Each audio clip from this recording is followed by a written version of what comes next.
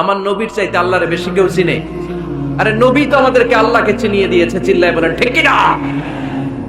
আমার নবীর চাইতে কেউ বেশি বুজুর্গ হতে পারবে না, আমার রাসূলের চাইতে কেউ বেশি আল্লাহওয়ালা হতে পারবে। তার মানে রাসূল যতটুকু শিখিয়েছে অতটুকুই শ্রেষ্ঠ। এটা টপকিয়ে, এটার উপর দিয়ে অ্যাডভান্স হয়ে সামনে যাওয়া যাবে?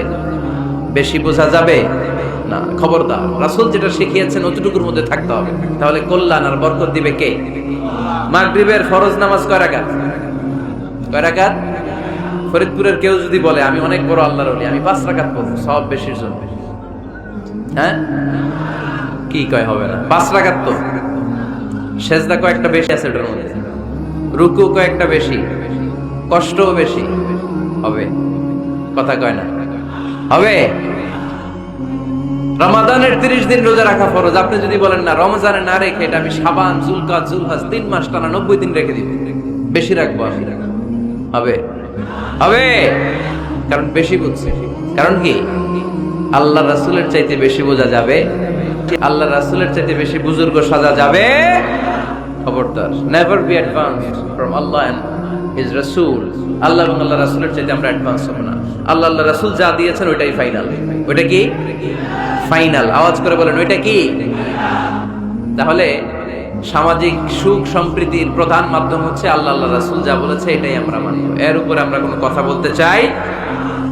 এরপর আল্লাহ ঈমানদারদেরকে আবার ডাক দিলেন, বললেন ইয়া আইয়ুহাল্লাযীনা আমানু লা তারফাউ আসওয়াতাকুম ফাওকা সাওতিন নবী। ও বিশ্বাসীরা খবরদার, আমার নবীর কণ্ঠের চাইতে তোমাদের কণ্ঠ বড় করো না। ঘোষণাটা কার? কারণ সাহাবারা আল্লাহ রাসূল সাল্লাল্লাহু আলাইহি ওয়াসাল্লামের চারদিকে এরকম ঘিরে বসে থাকতো। এজন্য সাহাবাদেরকে উদ্দেশ্য করে আল্লাহ বললেন, আমার নবীর গলার সাউন্ড যতটুকু তোমাদের সাউন্ড থাকবে অতটুকু বা অতটুকুর চেয়ে কম, এর চেয়ে বড় হওয়া যাবে তাহলে বেয়াদবি হয়ে যাবে। তাহলে কি হয়ে যাবে? বনু তামিম গোত্রের নেতা কে হবে? আল্লাহর হাবিব সাল্লাল্লাহু আলাইহি ওয়াসাল্লাম পরামর্শ করছিলেন। আবু বকর রাদিয়াল্লাহু তাআলা আনহু বললেন, আমার মনে হয় এই লোকটা হইলে ভালো হয়। ওমরে ফারুক বলে না, উনি না, আমার মতে এই লোকটা হইলে ভালো। সাইয়েদনা আবু বকর বললেন, আরে না ওমর, তুমি বুঝছো না, আমি যার কথা বলেছি সে হলে সবচেয়ে ভালো, তার মধ্যে নেতৃত্বের গুণ আছে। সাইয়েদনা ওমর ফারুক বলেন, না আপনি বুঝেন নাই, আপনার চেয়ে আমি ভালো বুঝছি, আমি যারে বলেছি সেই হবে নেতা। তর্ক আছে না নাই?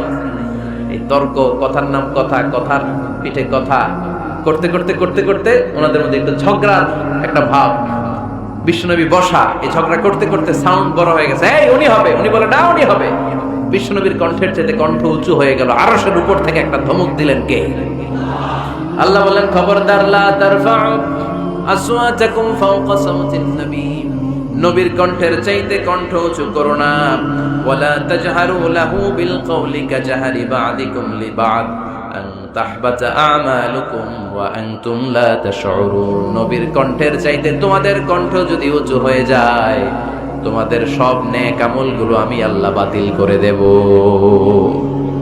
ধমকটা ছোট না বড়? ছোট না বড়? মনোযোগ আছে আপনাদের? যদি নবীর কণ্ঠের চাইতে তোমাদের কণ্ঠ বড় হয়, জীবনে যত ইবাদত করছো সব বাতিল, নামাজগুলো বাতিল, কাজে আসবে না।